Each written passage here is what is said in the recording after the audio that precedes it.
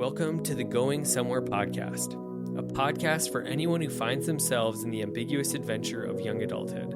A season marked by uncertainty, change, love, heartbreak, and a whole lot of big decisions. Sit down with me for some real and raw conversations with some incredible people as we dig into what it looks like to be a follower of Jesus in this beautiful yet complicated season of life. If this podcast helps you in any way, please subscribe, leave a review, and share it with friends. Be sure to join the conversation on Instagram by following goingsomewhere.podcast. We're all going somewhere. We might as well go there together. Let's dive into today's episode.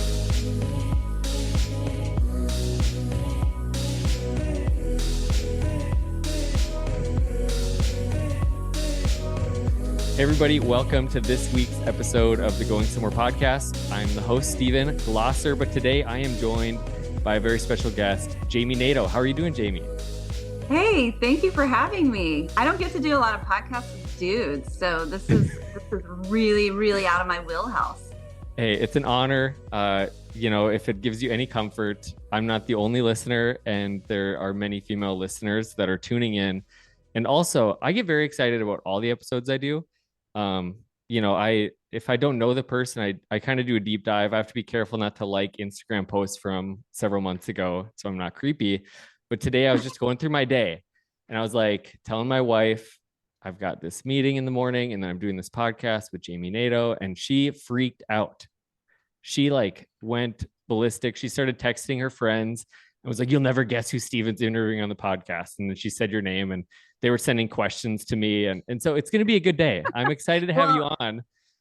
You're dead to me now. So if you could somehow get your wife here with you, you've kind of lost your luster here. So I understand. And I tried my best, but her job would not allow her to jump on. But next time you're in Fargo, which I'm sure that's a frequent stop in your constantly always Fargo. Going through Fargo, North Dakota. Well, you've got a place to hang out. So that's for sure. But hey, why don't you tell us a little bit about yourself, who you are, where you're at, what you're doing? Yeah, I live in the Midwest, so Kansas City, and I have 4 kids, and from 16 to I think 9, they keep growing, so it's tough for me to know exactly how old they are. And I write a lot. I used to blog on a blog spot when that was a thing, and I was really proud of my blog spot. I wasn't a .com, and I was being so indie by being a blog spot for way too long, but I learned how to write on this free platform, and then I found Instagram and thought, oh, this is even easier. So I just started writing stories about my life and faith, but a lot of just funny stories. Motherhood is weird, and we don't know what we're doing. And, getting married is weird. Everything you're doing is wait, where's the manual? And even getting out of college, don't you look around and say, what, who is going to guide me? What are we doing? How am I going to make it out here? So I just wrote about it. I was honest, and I guess people liked it. And so, but aside from my mother, and so I've just been writing ever since. Mom did not like it. My mom doesn't like all the stuff that I write. She's like, can you Too honest.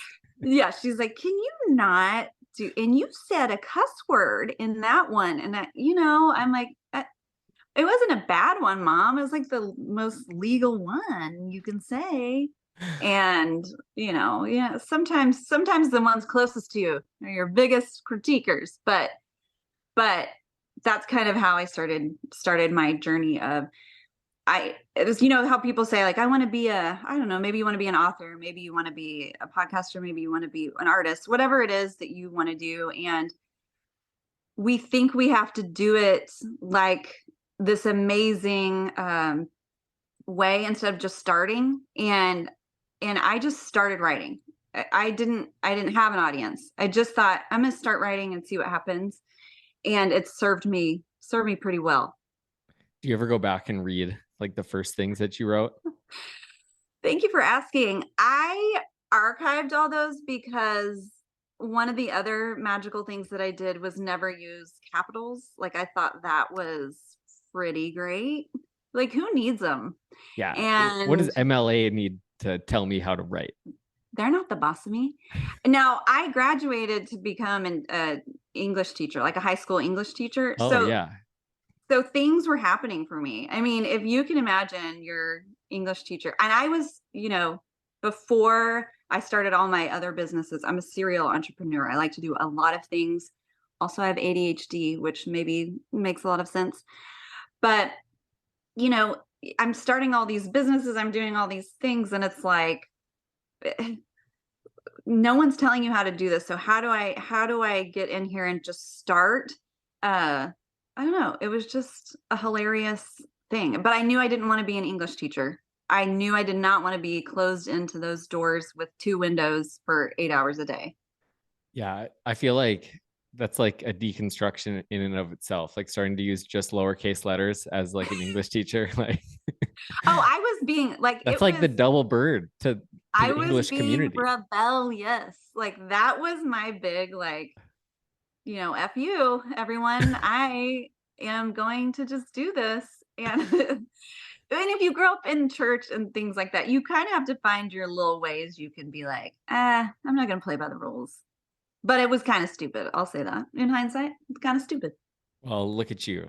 Look at where it brought you. What was like something I actually like to ask people is when you were a kid, what did you think you were going to be? Like what did you think your life was going to lead to?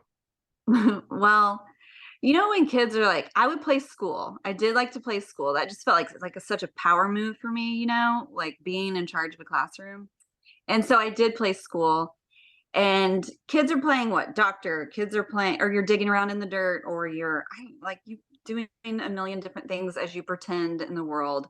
I was pulling a wagon around my neighborhood selling rocks back to my neighbors, curated, and they were elderly, and I think some of them had Alzheimer's because they kept buying them, and you could call it shady, but that was what I was doing. I was selling things. I grew up really poor, and you don't ask your parents for money. Like, that concept of asking parents for money was so bizarre to me that if you wanted something, and I wanted New Kids on the Block trading cards, which that's aging me, and your audience will say, "Who is that?"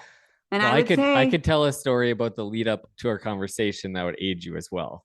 The yeah, amount of true. time it took us to get your orientation on your phone correct. Yeah. And we had to unlock that screen, and it was tough. But I asked you if you would also change the tennis balls on my walker later, and you were so kind. You were so I kind. if I were in the movie Up, I would get my helping the elderly badge. So I am so happy right now. I am elderly. I'm gonna punch you later for that comment. But yeah, it was just like I was selling stuff, and it's one of those things that helped me actually, because I sell stuff now, and I thought, why in the world do I love selling things? I feel really bad for wanting to take people's money for this incredible product and providing for my family, which is LOL. And I don't know, it's like being a woman inside of a church system that really values you staying at home and having these babies and being a really good wife, and that is the pinnacle. So if you don't fit into that, and I kept having side hustles, and I had this crazy thing called ambition, and it just wasn't a good look inside those pews. So I found little ways to side hustle, like photography. I started a photography business. Of course, I got bored with that. I sold name signs. Yes, you're asking, what are those? Thank you. Ugly, heinous, stenciled name signs for your baby, and you put that on your wall. And I did Wow. that. Yeah, and I made like $2.50 on each sign after the supplies. So I was what people call wealthy, and I just kept finding all these ways to have ambition but be safe and not disrupt my ecosystem, until one of my businesses really took off, and I needed a nanny, and that people did not understand what I was doing. But I couldn't do it on my own. And it's like, well, what? I'm supposed to have all these kids and have like a thriving business that's like providing for a family. And my husband was still working at the time in medical sales. So I had to do what I had to do, but I felt really bad about it. Like I felt really bad. So I even went to God and said like, "Hey, dude, can you hook me up with a little, either tell me not to do this anymore or something, like make this so uncomfortable for me, or make me feel good about this." And I'm not kidding. Like I had this thought, and it was me pulling a wagon when I was 8 years old around my neighborhood. And I really felt like that picture was God saying, at your purest, like you literally, the weight of the world is not on your shoulders. You have nothing to prove. You're just enjoying life as a child, barring, trauma. But what are you doing with your time when no one's making you do anything? And I'm selling. Like that gave me the biggest permission slip to go sell and thrive and not care what people think, my motives are or whatever.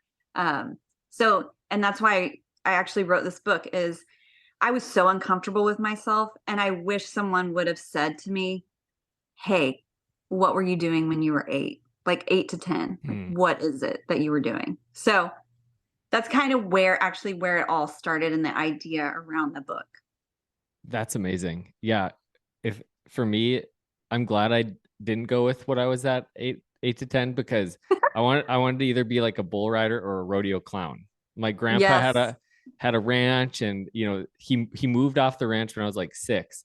So I held on to that, like, oh, what could have been, for longer than I Hey, it's should. not too late. It's not too late to break your bones for God.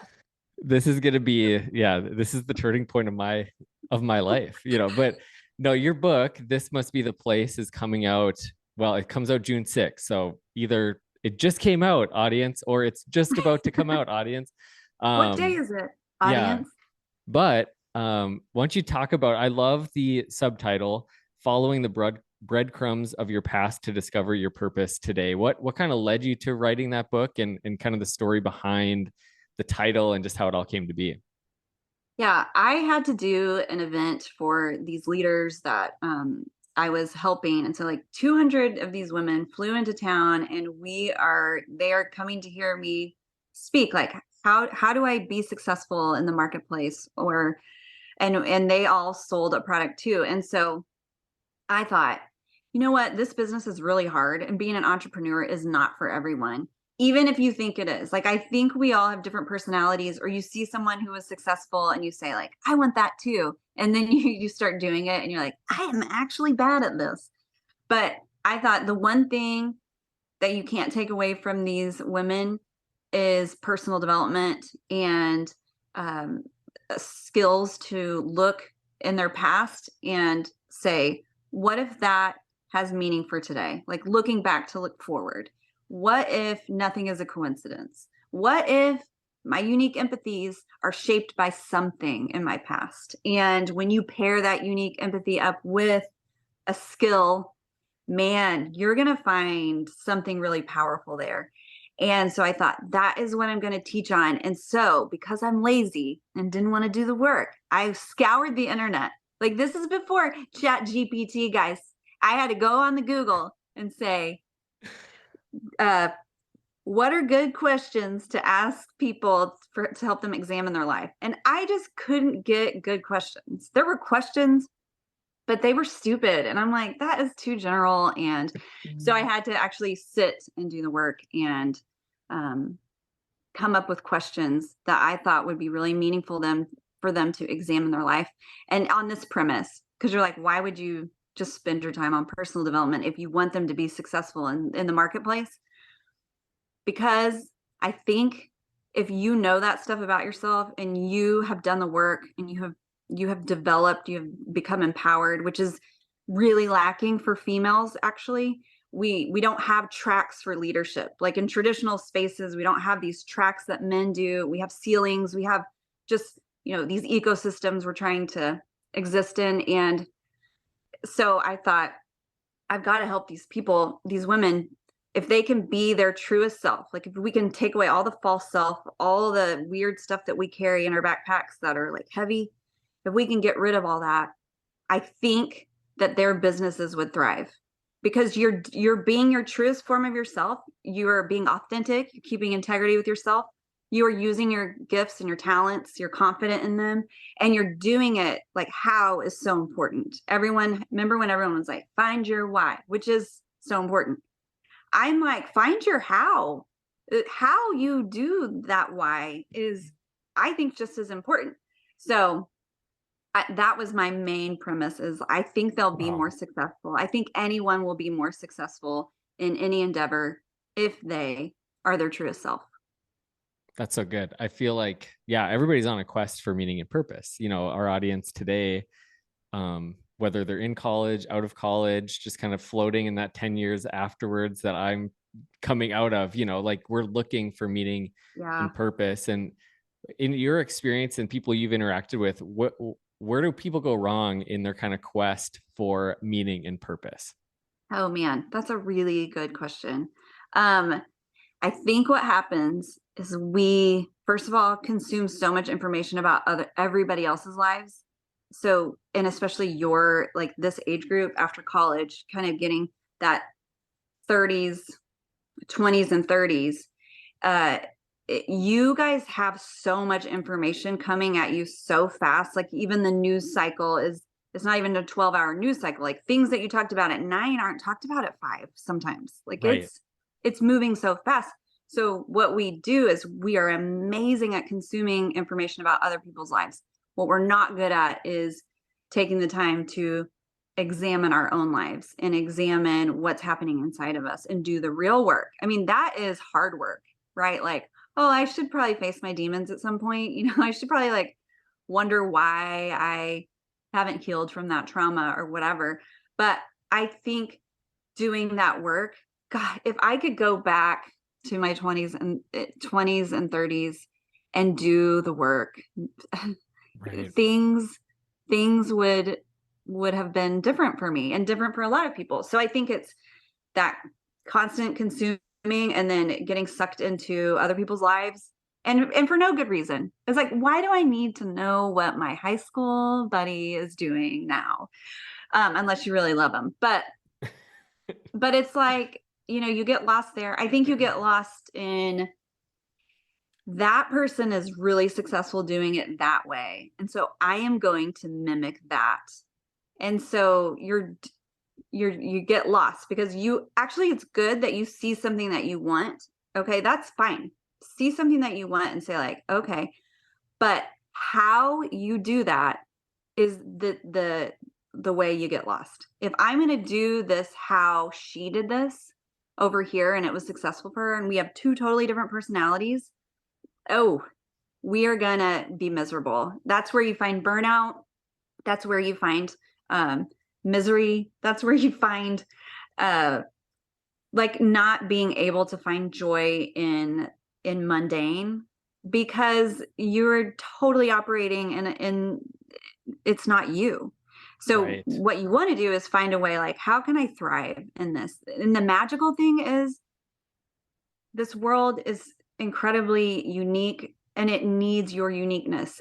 We literally need everyone to show up as themselves. So when you don't have that piece, you find really broken things. You find really broken people with ambition, and it can just be dangerous. Like I think, and it can be hard to watch and sad sometimes because you think, you went all in on that and it was just not you.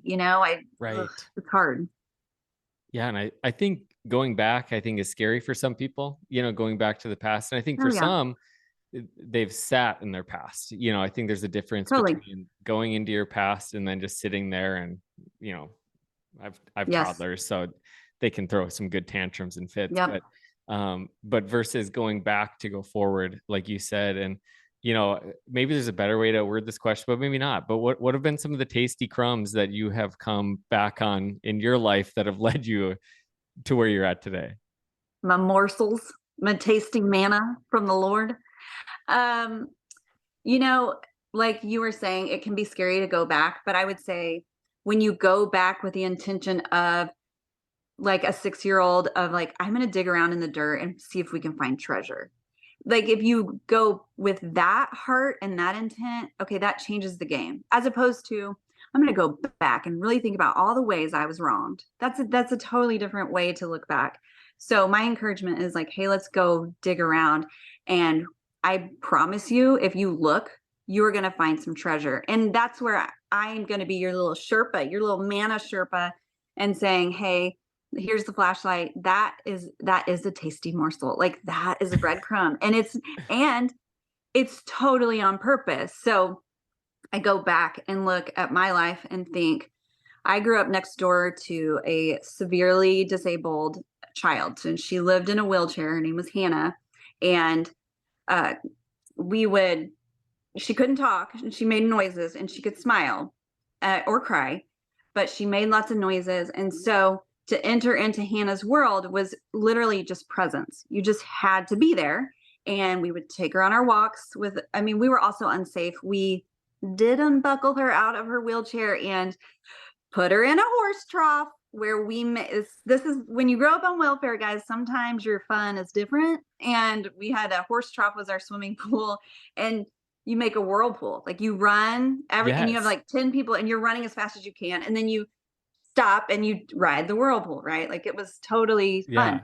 And it was rusty. And so we got tetanus, I'm sure, but we're still alive. Anyway, we thought Hannah was sitting watching us, and we thought, this is rude. Why do we get to have all the fun? So we unbuckled Hannah out of her, what we called it, the bucket, and let Hannah ride that whirlpool, and she stayed alive, guys, surprisingly. And so, but when Carolyn came out, her mom, she had some choice words for us, and she's gonna whoop our heinies, and so whatever. But I grew up next to the special needs kiddo, and then fast forward, my dad goes to law school when he was 39 or 38, and he graduates when he's like 41 or something, whatever, however many 3 years is, guys. I can't do math. And his best friend in law school was a blind man who couldn't hardly hear. And they sat in the front row, and my dad would help him. He was a genius, but he's rocking back and forth. He has no volume control. He's talking about like farts in the front of like he's farting and being like, that smells, man. And my dad's like, yeah, oh, hey, we can all hear you, Clay. Well, and Clay would come over, and he's just like this Rain Man kind of uses. We didn't have Google back then, which I know I'm aging myself. So you had like Britannica, or you had Clay, and I would be like, Clay, August 1981. What happened? And he's like, okay, yeah. That's when we went to Venus. Like he just knew he was just a genius, right? Right. Like, thank you for that report tidbit.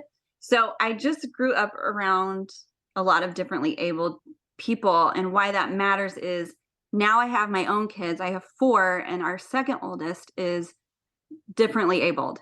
And to have those breadcrumbs that I look back on and see like how God was preparing me for my own child, my own life, and to be totally, it's not comfortable, but I know this, like I know how to do this. And, I tell people there are breadcrumbs like that in everyone's life, memories, things that you remember, parts of your life that equipped you for things today. And to just acknowledge, because I don't believe in coincidences, but to acknowledge that maybe that is very purposeful, and maybe that was God's kindness towards me, because it's also hardship. Okay, so it looks like hardship. It looks like not part of the plan. It's not what you wanted. And even, you just pray when you have kids, just make a healthy baby, right? And like, what happens when your baby is different, and dealing with that. I wasn't sad that she was different. I was sad that the dreams I had for her were going to look different. And but I grieved that part, and now I just get to enjoy my child, who is like hysterical, so fun, like the most joyful person you will know. And she teaches me a lot about God. And so I don't have to fix her. Like I just get to enjoy her. So that's like one. And I have, I don't know how many chapters. I should know that. 12 chapters, 13 to 17 to 18. We don't know. But all those chapters are saying like, here are my breadcrumbs. And then at the end, I challenge you and say like, hey, when is a time where, or, can you find this? So that if you really do answer those questions and write them down, not only will you have a little bit of a memoir or like a working memoir, which I think is very important for women to take up space with their stories, but you also have that deep self, that contemplative work that is going to equip you for your next adventure. Absolutely. That reflection, I think, is something that you can never take lightly, of just stopping to even just kind of see where we've come from. And was that always something that came naturally to you? Because I think there's people that are just kind of inclined of like, I want to look back and just kind of see what's been happening. And it's something I have to be really intentional about. It's something I started a long time ago, of whether it's just a practice of journaling. And, I've got a tub in my garage of journals, and because it's just how I've always processed writing. And I started a blog spot too, so when you said that, it just hit home. I was in college, and it was like my way and of hoping really nobody would read it at that point, but it was how I kind of processed and did that same work. And so I know it's in your book, and I want people to read your book, but what are maybe a couple of the questions that are the best kind of jump starters for like, how do we even go about this? Well, I think one of the things that you can do is, I wouldn't say I'm particularly or that I grew up always thinking about the past or reflecting on whatever. I just know that it helps me so much. So I think like the reward center of my brain is like, hey, you should do this more. Right. But I have always been a reframer. I have always reframed constantly in situations. Or if you do Enneagram, I'm a 7. Like I reframe and find a silver lining anywhere. But I also think God is a great reframer, and he says he will work it for good. And I believe that. Like I know that there is a time and place for grief and to sit in your mess and that. But there's also, we are a people of hope. Like that's what marks us, and it makes us salty in the best way. And so I like to reframe pretty consistently. I will. And if it's annoying, like my husband will be like, yeah, can we just actually acknowledge that this is tough right now? And I'm like, sad Sally. Okay. But yeah, the questions are, okay, say, for instance, you say, you aren't thinking about the suffering that I've had in my life. And I don't want to go back and look at the suffering and examine that. And to that, I would say, I have had profound suffering in my life, but like there was infidelity and my husband cheated on me. And this was like very new in marriage. And my world is falling apart because I followed the formula of like, be a good Christian and things will work out. And I was doing things for the Lord, guys. I was his helper. And then, you get this, and you didn't ask for it, and you didn't do anything to receive this terrible thing that happened to you. And what helped me so much in that space was one, and I wish someone would have said this to me, so I say it a lot, like, it cannot rain forever. It literally cannot rain forever. So this is not the end. Like this, we are going to turn a corner. I don't know when. It cannot rain forever. And the other thing was examining that, especially, you're healing during that time. So you're living through it. But even as, that was 13 years ago, even now, and even especially like, 5 years afterwards, going back and saying, okay, and what is the treasure here? Like, what did I get out of this? Man, I got God's nearness. I got the gospel down into my bones to where I was going to be good without my husband. I really was like, I am going to be fine. God is going to take care of me. Like that confidence. And no one can take that away from you. Like it was so rich. It was such a rich time. My family showed up for me. My friends were like cleaning my house and letting people help you. I learned how to let people help me. And another little morsel is anyone who is suffering, especially in relationally, oh, I have your number. Like my little spidey ears or whatever they are. Does Spider-Man have ears? I don't think so, but they are up. Like I can call your bluff and I'll be like, you know what? I know it's not your allergies, and I'm bringing you enchiladas tonight, and you can't say no because I made double accidentally, and it will be there at 5. So I guess you can let it rot on your porch, and just things like Right. that's a really unique compassion for me. Like, but that you pair writing with my unique compassion, and what do you think my ministry is, or what do you think I built my platform on? I when I wrote about that, which is my stop sign, like I thought this is going to end me. When I wrote about that, that catapulted me into a totally different place in my life as far as opportunity, as far as, getting to write Right. for Hallmark or like it catapulted me. So what was supposed to be my stop sign was my catapult. And I say that because not every stop sign is your catapult, but sometimes it is. So going back and the questions are being like, where in your suffering, like, how does that inform your unique empathy today? And how can that be your superpower? Like, how do you pair that empathy with the skill that you have? And for you, it's podcasting, or for some people, it's video. For some people, I don't know, but how do you pair that? And I think that's where you're going to find a lot of, I mean, maybe not just success, but I think you're going to find a lot of fulfillment. Right. That's so good. I think everybody listening can at least take something in their life and kind of start to follow those breadcrumbs. And I had a funny one a few years ago. So my wife and I, we were campus pastors at a university for 6 years and loved it and thought we were going to do it forever. Our listeners have heard this story, but I'm going to tell part of it that I've never said before. But I was really having a hard time. We had this new opportunity. It was going to take our family to New Jersey, and it felt like that's what we were supposed to do. Yeah. And it was hard. It was the hard thing, but it felt like the right thing.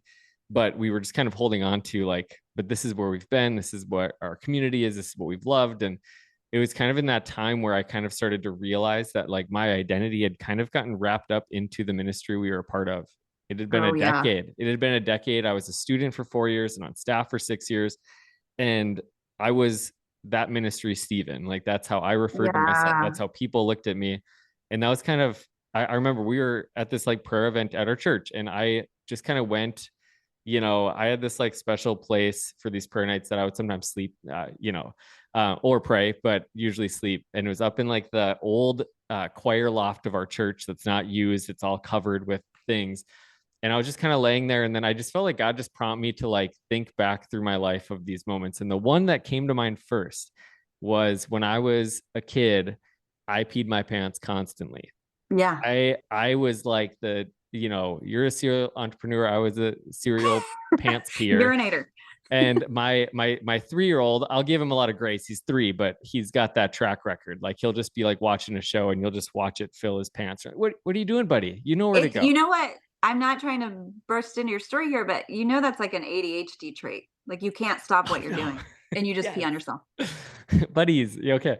But yeah, I think I get it. Like it's like so, but that was me. That was like I would be so engaged in the thing that I was doing that I would just let loose. I did it at Yeah. school. My dad has memories of angrily walking the 2 blocks to my school to bring a new pair of pants. Yeah.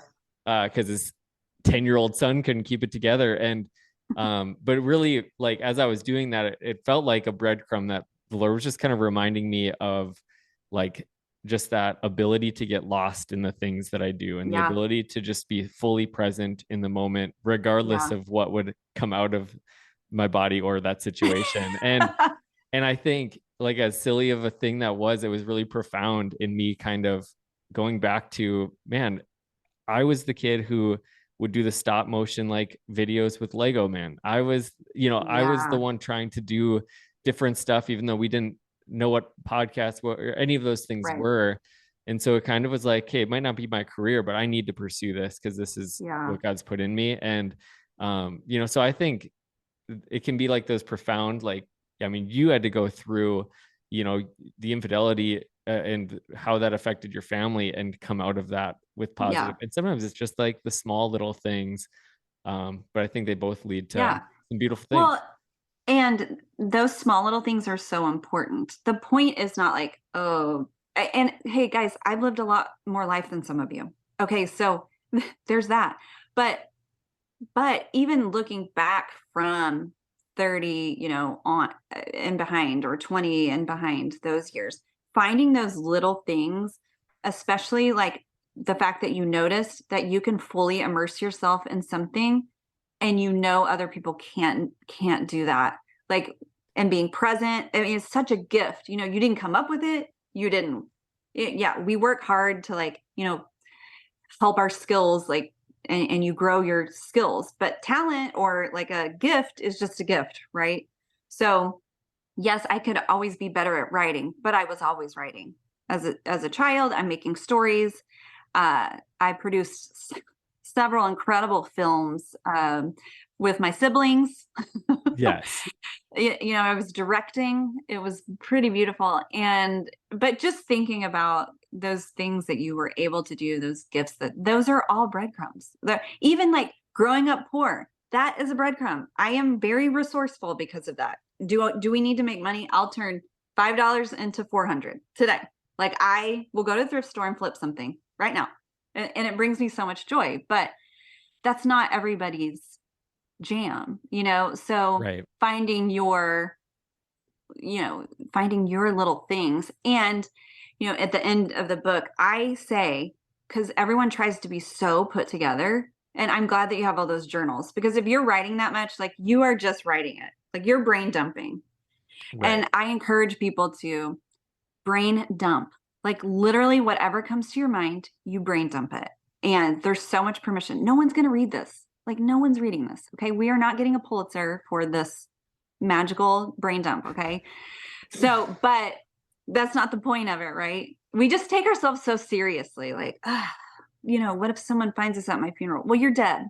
And who cares? Yeah, we're done. But brain dumping is really, really powerful. For sure. I think I used to have that fear of like, well, what if somebody would read this? So I would kind of like code it, and then when I stopped doing that, like, it felt, one, scary, but also like freeing too, of like actually being honest about the thoughts in my mind, or being honest about whatever the situation was. Yeah. Just the outlook of the situation, or what I felt like right now, this is where it's going to lead. Cause I'm sure if you think through your own journey, like, there's probably moments where you didn't think that the marriage was going to last. And Oh, there's, no. Yeah. and like plenty of those moments. And Mhm. I think, along the way, when we just kind of suppress that and try to put on that brave face, it usually slaps us in the face. And Yeah. Well, and I do talk about a lot of looking back, but I also talk about, like, where are you right now? Like, what are we doing right now? And I also say, like, what are your daydreams? Like, what are you dreaming about? And people are so afraid to talk about what they're dreaming about, because what if it doesn't happen? And I want to encourage people that the act of dreaming is just an act of hope, and it doesn't even have to come to fruit. Like, nothing, there's no rule in the daydream, like, first book of opinions 316, that says, if you dream it, you better have a plan and you better make it work. Like, there are some dreams that don't let you go, and I would highly encourage you to listen to those. But, some dreams come and go, and just the act of daydreaming is really, really important and good. And when you brain dump those down, I think it's just kind of miraculous that your brain has gone that far. You've thought about it, and you give yourself the freedom to say, like, it may never happen, but I wrote it down. I sort of want that. I sort of hope for it. And that's totally dangerous. But especially if you're a 7 Enneagram, because all of a sudden you're like, we bought a coffee shop and whoopsies. So, I'm the person that is that, like, video where you, like, you're pulling a llama, and you're like, it was at a garage sale. And so I've decided we have a llama farm. But it's more dangerous in that if people really, really lived like that, just with the ability to dream, the ability to hope, the ability to reframe, the ability to say, I don't think this is a coincidence, and I'm going to believe that this is all on purpose. Living that way is not only more fun, but it's very attractive. It's a very attractive way to live. And so I think by being that kind of attractive person, as far as living intentionally and on purpose, your business grows. I mean, it just it's like it just Right. goes. Like you're like, I want to do with them whatever they're doing. I want to buy, but they are so like annoyingly enthusiastic about this. I'm in. So I think, yeah, it has like it has tendrils, like this kind of hope and this kind of living. It makes you a better teacher. It makes you a better podcaster. It just does, because people want to be around you. They want to be near you. And not only is that good for your faith, not only is that good for your business, I hope people watch me and say, what is her God like? Like what is she on? What must her God be like? No, that's so good and so helpful. I wanted to ask a couple questions, maybe kind of more random, but I asked my wife. Okay, so when I was talking to her today, and she just kind of freaked out, and she doesn't do that very often. Like, she's just kind of cool and calm. She's the type of person that will make anybody feel at ease and at home, and usually Yeah. just like, a stranger will toot in front of her and not think twice. And so when it comes to like Good. I have people, some gut health issues. yeah, okay, you could do it in front of her. It's totally fine. I can't, but you can. She gets mad at No. me and she'd be cool with you. You have to light a match. Let's just be kind. But I asked her, like, okay, so what is it about her? Like, why are you so pumped for me to do this interview? And she said it was your humor, which doesn't take long to either talk to you or be on your Instagram, but and then your authenticity, which we've already talked about. But humor, has that always been kind of like the sweet spot for you? You can't, you can learn it, but you can't. You either got it or you Yeah. don't. But has that When always people been something learn, for you? yeah, it's like when people try to be funny and they're not. Is that not the most painful thing? That reminds me. I don't think I've ever told anyone this story, but when I was in college, I had a friend who he was adamant that he was going to be a stand-up comedian. And when he said that, I was like, maybe you're just hiding this talent from me. And I mean, one day he was like, I'm going to run this bit by you. And it was so bad. Like I didn't even get the jokes. And so I'm waiting for the punchline, but the punchline has been punched. And he was, the look on his face was like so disappointed. And I was like, yeah, you know what? Now I get it. And then you're doing the fake laugh. Yeah. Oh, for But sure. it's painful when, so it's like the gifts. It's like I don't operate in the gift of math, so you won't find me doing the budget because people get hurt, like things burn down because I can't do math. But when I was little, I remember the first feeling I had when I made people laugh, and it was obviously physical comedy where I'm like pulling these kids around the merry-go-round, which were also rusty, which is why I have a good personality. And running real stupid, doing some kind of galloping. I don't know what I was doing. And the kids were just laughing at me. And I literally thought, I want to do that again. So, it's Wow. like Yeah.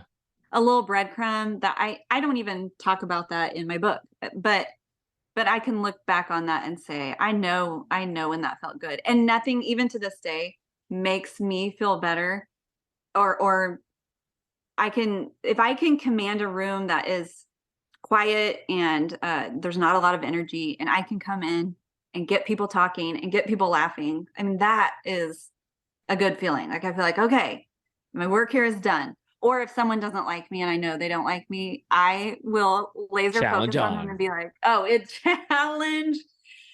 I'm gonna endear myself to you, which is maybe just a traumatic response, and I should go to therapy. But Hey, it's both the same, right? Well, probably not, but I love that because I was never like the most athletic or the best looking, so I found early on like humor. Oh, like this was my yeah, magical ability to make people like me. And obviously that comes with some healing in and of itself. But I don't remember which grade it was in, but we had like the awards. Your teacher gives you awards at the end of the year. Every kid gets a unique award. And so she was talking about, all right, the next one is the class clown, or not the class clown. It was like the nice version of that.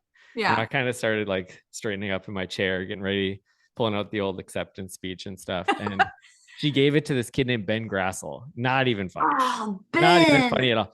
And then I got the nicest kid award. And I was just like, boo, and I realized, how my values, are maybe a little upside down. But I remember that feeling, honestly, that feeling of, I didn't get the thing I want. Like, this is and maybe it should have been my like wake up call. Like, you're just not funny. But I just kept going a little bit. But have you ever thought about doing stand up, or have you ever done like just true stand up comedy? I think that is like you're already funny, but then you have a skill, like you have honed that bit down. So yeah, they had a group of writers I'm in, but I don't. So I have found that, okay, so it's a perfectly good example of just starting today on something where maybe you say, oh, I want to be a stand-up comedian. Or I always was like, is there a market for ladies in their 40s to be on SNL? Yeah, I think that I could shine. But no, they haven't called. But, but you can, like, I make videos and I'm willing to self-deprecate. Is that how you say that word? I am willing to, like... Yes, it's not self-defecate. That's different. And I would pop for the right amount of money. No, I'm just kidding. But that's gross and wrong. Sorry for everyone to hear that. But like Target try-ons, I am happy to go in the Wild Fable section and try on the youth's clothing, and I look stupid. I mean, I could not look more stupid, but it makes me laugh. It makes other people laugh, and I'm okay with me. I don't have a perfect body.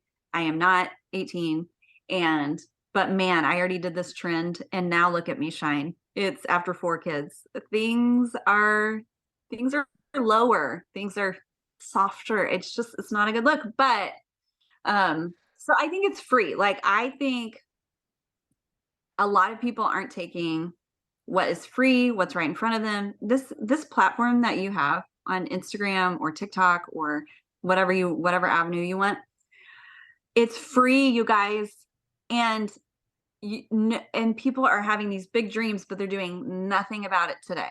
Like, they are not doing anything because they're so afraid of what people are going to think of them.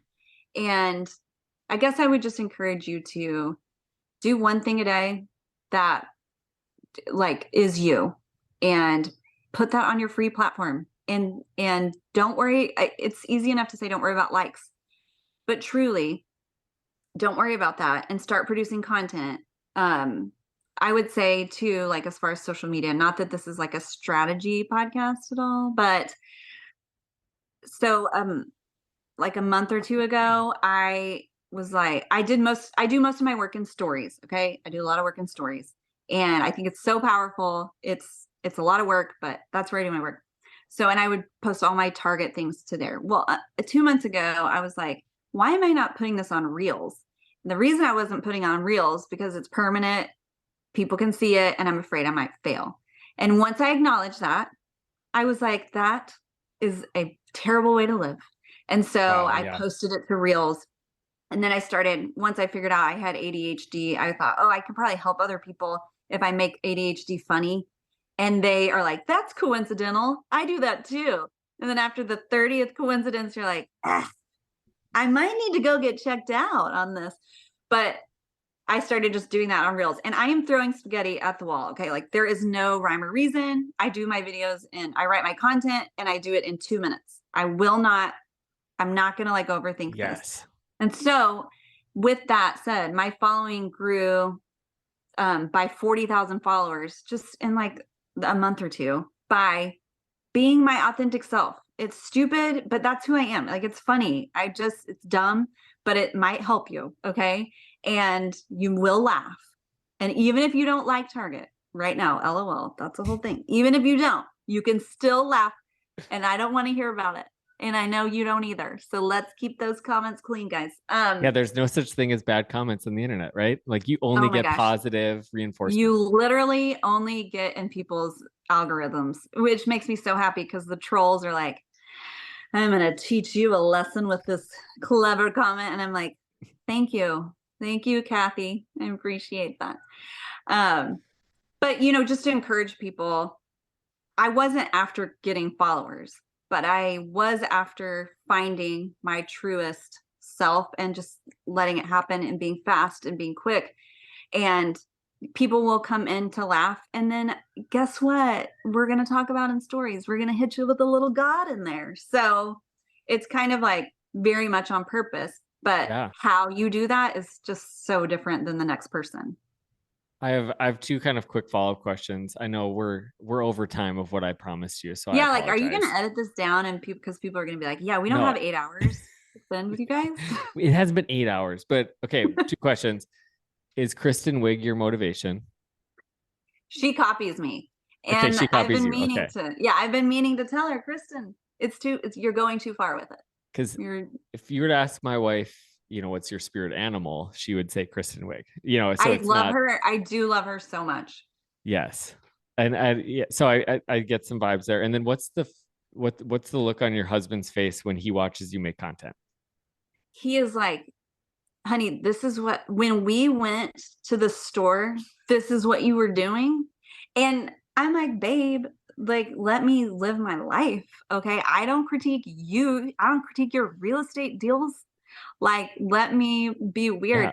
Yeah, The poor guy. I mean, he just loves me. And so there's that. We have that base that ties us together. But he's got to be a little weird for marrying someone like me. I mean, that's on him. Like, this yeah. is what he chose. I've reminded myself of that too. Because it's very similar. There's times where, or she'll show like the TikTok she shows me. I'm like, where is it at? Where's the funny part? But hey, Where I'm glad you're crying right now, and you're gonna be for 15 minutes, and you look like somebody died miserably. But my the one, husband said, my husband, and this will work for you too. This is totally a life okay, tip, yeah, but he says, I just love your brain. And that means I don't understand what's in there. I don't understand you. And so he's like turning it into a compliment. Like, I really love how your brain works. And I'm like, okay. So you didn't laugh at my joke. My material is wasted on him. I mean, he doesn't, it's not for him. He's not your it's target not for him. audience, though. So No, he needs like someone to fall over, like a ladder. And that's hilarious. I'm like, he probably died, Nato. And he's like, well, it didn't say so on the TikTok. it was awesome. It was so fun. One of the questions I ask all my guests, and we've talked about it a little bit, but if you were to go back with all the information you have now to your 22-year-old self, what would be one piece of advice you would give her? I guess I would say you have a lot of time to figure yourself out, and you are not in a hurry to get anywhere, and you will be just fine. Like, you are going to get there, but you don't have to have all the answers. You don't have to be so black and white about everything. Like, just try a bunch of things, try a bunch of new things, and see what gives you joy. I think I just thought, oh, I have to have it all together, and I better look like I have it all together. And it just really restricted me from, your 20s and 30s are a quite magical time, guys. Like, you can take a lot of risks in your 20s and 30s that once you have a family, once whatever, it gets much more difficult. You have a lot more at stake. But in your 20s and 30s, man, you have so much ability to take risks and really, like, I know I say throw spaghetti at the wall, but literally, like, see what sticks. Awesome. Hey, thanks so much. This has been a lot of fun. I know my wife is going to like me more now that I talked to you. So this is great. Where can we get your book, and where can people find you just to enjoy all the magic of your ADHD hotline Oh yeah, characters? And I misheard lyrics is misheard something that lyrics. Taylor's friends were like, you need to ask her about the misheard lyrics. And Uh, you You know Mariah Carey's song. We just have to say this. Mariah Carey's song. What's that song? I'm the worst at songs. Okay, but listen. She doesn't say this, but this is my favorite misheard lyric. Oh no, it's so deep in my daydreams or something like that. Okay. And a girl for her whole life has been singing so deep in my tasties, and so deep in my tasties. You might have to put an explicit on this, but that ministered to me. Like now I sing it that way. So it's changed my life. Yes. And now that's what I sing when that song comes on. I'm that way too. Misheard lyrics. I will sing song. I'm just terrible at songs. So then I'll try to like sing it, and Taylor's like, "What? It isn't even close to what it is. Like that's so not a sexual song at all." No. And the confidence in which you guys sing it is also ministers. But yes, you can find all that. I do most of the Lord's work over on Instagram, Jami Nato. And you can go to jamienato.com if you want to, like, I don't know, do a deep dive in old posts if you're into that. But mostly I do Instagram. And you can buy my book wherever books are sold. So there's that. Awesome. Hey, thanks again. Make sure everybody you check out everything Jami's doing, like the oldest post so that she knows that this was from us. Like go back like the one from a year ago, just so she knows we're here. But no, thanks so much, Jami. Hopefully we'll connect again down the road. My wife will have her dream made of being in on the conversation too. When I come to Fargo next, which we don't know when the Lord will that, but you're on my list. That's kind of a cop-out answer because it isn't on people's list. So, or if you're in Kansas City. Okay, there we go. Awesome. Well, have a great day, and everybody, thanks for listening. We'll see you again next time. Hey, thanks for listening to this week's episode. I had a blast chatting with Jami. She is so much fun, and I hope that you enjoyed this episode as much as I did recording it with her. And I would love to hear what your takeaways are. So whether that's on our Instagram at goingsomewhere.podcast or sending an email on the website, whatever it is, I want to hear from you. What was the takeaway? What stood out about this conversation? But also, I don't want you to miss out on any of our upcoming episodes. So if you haven't already, make sure you subscribe wherever you listen. And I would love to invite you, if you haven't done it before, leave a rating and a review. That way more people can engage with the podcast. The higher the ratings, the more ratings, the better it gets around in the world of podcasts. So do me a favor, help me out, get this podcast to more people, and maybe just send it to a friend. Send it to a friend you think would benefit from it. But we love you. We thank you for listening. We'll see you again next time.